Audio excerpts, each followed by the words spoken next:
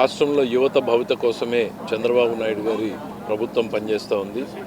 దేశంలో మోడీ, రాష్ట్రంలో చంద్రబాబు నాయుడు, పవన్ కళ్యాణ్లు ఏర్పాటు చేసినటువంటి ఈ ప్రభుత్వం అటు రైతులకి ఇటు యువకులకి నమ్మకాన్ని ఇవ్వడానికి, వారి భవిష్యత్తును తీర్చిదిద్దడానికే పనిచేస్తూ ఉంది.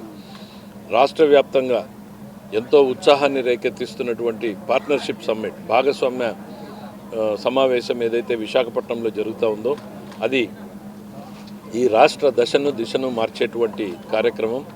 దాదాపు 9 లక్షల కోట్ల రూపాయల పెట్టుబడులకు సంబంధించినటువంటి ఒప్పందాలు జరుగుతున్నాయి. ప్రపంచవ్యాప్తంగా దాదాపు 55 దేశాలకు సంబంధించినటువంటి వ్యాపార మంత్రిత్వ శాఖలు వారి ప్రతినిధి బృందాలతో రావడం జరుగుతుంది. దేశవ్యాప్తంగా ఉన్నటువంటి రాష్ట్రాలన్నింటి దగ్గర నుంచి కూడా వ్యాపార దిగ్గజాలు రేపు రావడం జరుగుతూ ఉంది. వీళ్ళందరూ వచ్చి తాము ఏం చేయాలనుకుంటున్నాము అనేటువంటివి ఒప్పందాలు చేసుకుంటున్నారు. అవి 10 లక్షల కోట్లకి దాటినా వాటిల్లో సీరియస్నెస్ ఉన్న వాటిని మాత్రమే ఇవాళ చేసుకుంటూ ఉండడం జరిగింది. పూర్తి ఎనర్జీని, ఎఫర్ట్ని దీని మీద పెడుతున్నాం.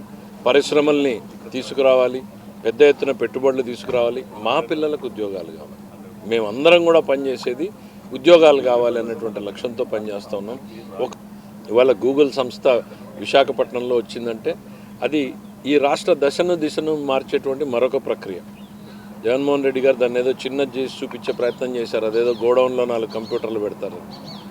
నేను 4 గోడౌన్లో 4 కంప్యూటర్లు ఏమో నాకు అంత నాలెడ్జ్ లేదు, కానీ ఒకటి చెప్పగలను, ఒక విత్తనం వేస్తే ఒక చెట్టు వస్తుంది, ఒక చెట్టు వస్తే అది తరాలను కాపాడుతుంది. ఇవాళ ఆ రోజు సైబర్ సిటీ అనే విత్తనం ఎట్లయితే లక్షలాది మంది పిల్లలకు సాఫ్ట్వేర్ ఉద్యోగాలు కల్పించిందో, Google data cum artificial intelligence centre ఏదైతే విశాఖలో వస్తుందో అదొక విత్తనం.